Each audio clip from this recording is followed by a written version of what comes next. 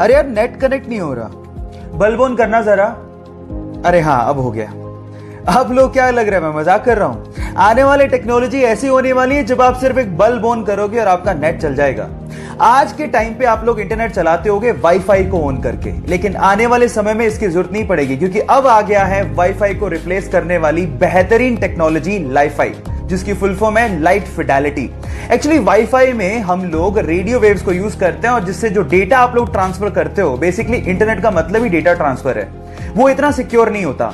लेकिन लाईफाई से यानी कि लाइट फिडेलिटी से जब आप डेटा ट्रांसफर करोगे तो वो ज्यादा सिक्योर्ड भी होगा, ज्यादा स्पीड से भी होगा। और इस टेक्नोलॉजी को देने वाले का नाम है हेरोल्ड हस। तो बंदे के लिए एक लाइक तो बनता है। अगर कोई इंडियन मंगल ग्रह पे भी फंसा हो तो उसे इंडियन एम्बेसी वहां से बचाने और उसे निकालने जरूर आएगी। ऐसा कहना था हमारी फॉरेन मिनिस्टर रही स्वर्गीय श्री सुषमा स्वराज का, और कुछ ऐसा ही हमारी इंडियन एम्बेसी ने करके भी दिखाया।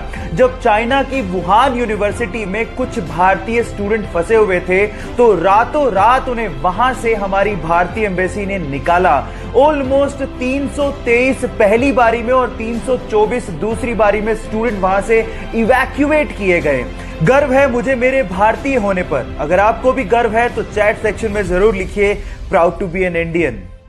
बचपन से ही म्यूजिक में इंटरेस्ट की वजह से शास्त्रीय संगीत की तालीम उसे तब से ही दी गई। 18 की उम्र में उसने फेम गुरुकुल नामक एक म्यूजिक कंपटीशन में पार्टिसिपेट किया, लेकिन इतनी मेहनत के बावजूद भी वो छठे स्थान पर ही रह गया।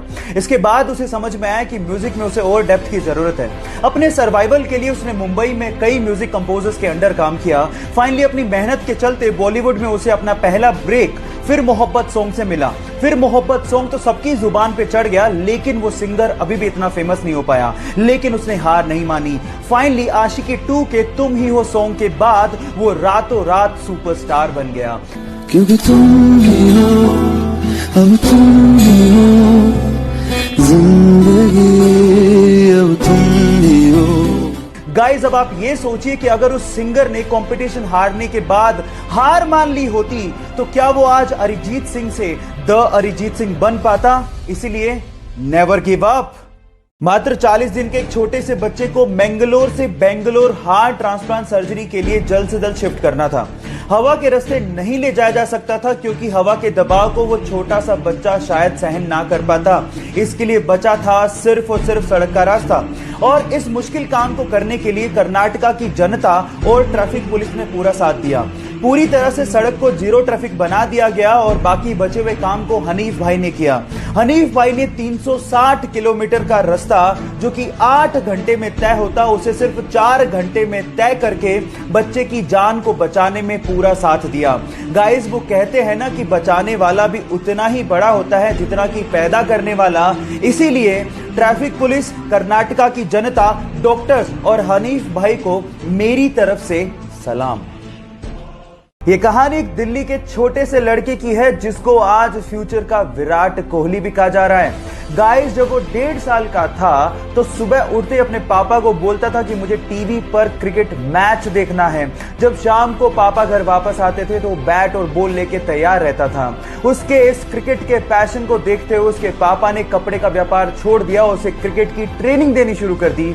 और आज वो लड़का छोटी सी उम्र में ऐसे शॉट खेलता है जैसे कोई प्रोफेशनल क्रिकेटर खेल रहा हो। दिल्ली के उस लड़के का नाम है शायन जमाल। और गाइस दिल्ली के इस वंडर बॉय के लिए एक लाइक तो बनता है। भरी मीडिया में जब उसने माना कि सैंड पेपर से बॉल टेम्परिंग का आइडिया उसका था तो इस बात से पूरी तरह से क्रिकेट ऑस्ट्रेलिया हिल गया और उस खिलाड़ी पर 1 साल का बैन लगा दिया गया। उस 1 साल में उसकी बहुत बदनामी हुई और उसे लगने लगा कि क्या वो कभी टेस्ट क्रिकेट खेल भी पाएगा। लेकिन क्रिकेट के लिए उसने अपने पैशन को कम नहीं होने दिया। फाइनली 2019 में इंग्लैंड के खिलाफ उसे एशेज खेलने का मौका मिला, लेकिन जैसे ही वो बैटिंग के लिए उतरा वहां के लोगों ने उसे सैंड पेपर दिखाकर चीटर कहना शुरू कर दिया और रोते हुए मुखौटे लगाकर उसे चिढ़ाना शुरू कर दिया। लेकिन उसने आलोचकों को जवाब अपनी बैटिंग से दिया। उसने दोनों इनिंग्स में शतक ठोके और साथ ही साथ पूरी एशेज में 774 रन बनाकर यह साबित कर दिया कि चैंपियन गिरते जरूर हैं लेकिन डरते नहीं। कारगिल युद्ध में हमारे देश के लिए लड़ रहे देवेंद्र पाल सिंह जी ग्रेनेड हमले की वजह से बुरी तरह से घायल हो गए।